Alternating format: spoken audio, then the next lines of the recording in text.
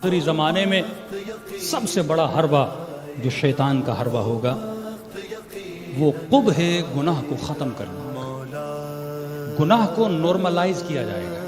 یا آج آپ کے سوشل میڈیا کی ڈیوٹی ہے، آپ کا ہر چینل کسی نہ کسی باہر کے ممالک کی ایجنسیز کے ساتھ لنکڈ ہے، اس کا ایجنڈا ہے۔ کوئی چینل فیمنزم کو بڑھا رہا ہے، کوئی چینل گناہوں کو نارملائز کر رہا ہے۔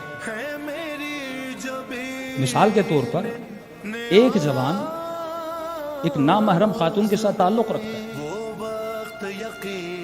اور بڑی آسانی سے اپنے دوسرے دوست کو بتاتا ہے کہ میرا فلاں خاتون کے ساتھ تعلق ہے۔ یہ دوسرا دوست بڑی نارمل ہو کے سنتا ہے۔ اسے کہتے ہیں گناہ کو نارملائز کرنا، اسے کہتے ہیں لوگوں کے دلوں میں قبح گناہ کا ختم ہو جاتا۔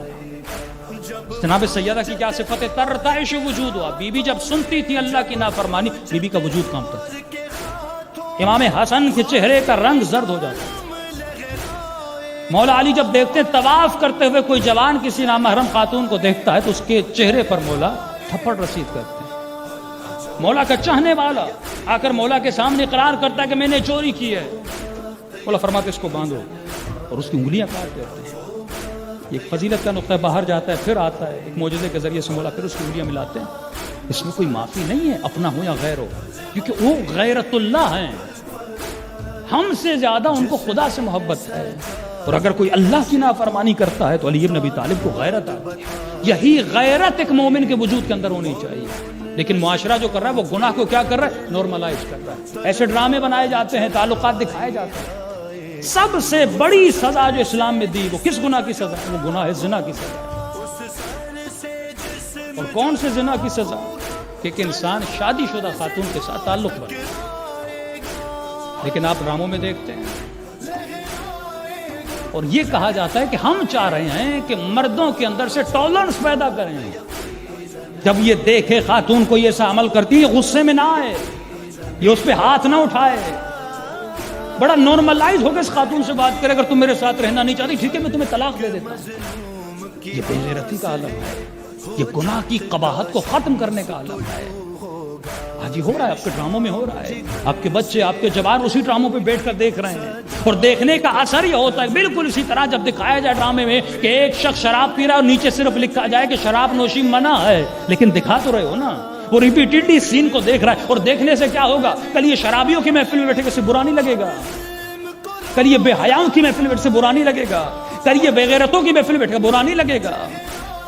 چھٹے امام کا صحابی 17 سال غالباً مولا کے ساتھ رہا، صرف اس نے امام کے غلام کو ایک گالی دی، امام نے کہا آج کے بعد میری محفل میں بیٹھنے کی اجازت نہیں ہے، معافی مانگی، مولا میں معافی چاہتا ہوں، کتنا ساتھ ہے؟ فرمایا نہیں، گالی دینے والا کبھی امام کا صحابی نہیں ہو سکتا، جو ہمارے ساتھ چلے وہ آئینہ ہو، لوگ علی کو دیکھ کر بھی سیکھیں اور لوگ سلمان کو دیکھ کر بھی سیکھیں۔ جس طرح علی کی زندگی لوگوں کے لیے سبق ہے، اسی طرح مالک اشتر کی زندگی لوگوں کے لیے سبق آموز ہو، لیکن یہ قبح گناہ معاشرے سے ختم کیا جائے، سخت ترین سزا جو سنسار کی سزا ہے۔ اور لوگوں کو ایک مومن آیا شرعی مسئلے کا پتہ ہے، کہتے مولانا میرے علیاذ باللہ شادی شدہ خاتون کے ساتھ تعلق تھا اور شوہر نے اسے طلاق دے دی، مولانا ہم شادی کرنا چاہتے ہیں۔ تمام مراجع کا فتویٰ ہے کہ جو شادی شدہ خاتون کے ساتھ تعلق بناتا ہے اور اگر اسے طلاق بھی ہو جائے وہ اس مرد پر حرام ابد ہے، یعنی کبھی بھی اس خاتون کے ساتھ نکاح نہیں ہو سکتا، کیونکہ تم نے اللہ کی غیرت کو للکارا ہے۔ خدا غیور ہے تو اے جوان، مولا فرماتے وہ غیرت مند نہیں ہے جس کی غیرت ون سائیڈڈ ہو، کہ یہ کہیں میری بیٹی کو کوئی نہ دیکھے، میری بہن کو کوئی نہ دیکھے، میری ماں کو کوئی نہ دیکھے، لیکن میں باہر نکلوں تو میں ہر کسی کو دیکھوں۔ فرمایا علی کا چاہنے والے سے معرفت نفس ہے ہی نہیں۔ فرمایا ظالم نہ بنو الذین آمنوا ولم یلبسوا، اور انہوں نے اپنے وجود پر ظلم کو سوا، سب سے بڑا ظلم یہ ہے کہ تم اپنے اعضاء سے اللہ کی نافرمانی کرو۔ پانی بنا ایک مقصد کے لیے، اس کا مقصد پورا، آپ پیتے ہیں آپ کی پیاس بجھتی ہے، اسی طرح تمہارے اعضاء کسی مقصد کے لیے بنایا، اگر یہ خلاف مقصد جاتے ہیں تو یہ سمجھ جاؤ تم اپنے وجود پہ کیا کر رہے ہو؟ ظلم کر رہے ہو۔ شیراز کا واقعہ ہے، ایک مرد تھا سنار کا کام کرتا تھا، مولا فرماتے ہیں کہ جیسی کرنی ویسی بھرنی.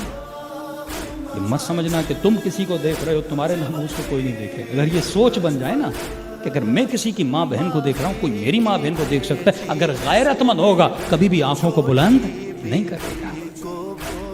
شیراز کا سونار کہتے ایک دن دکان پہ گیا سونا بیچنے کے لیے.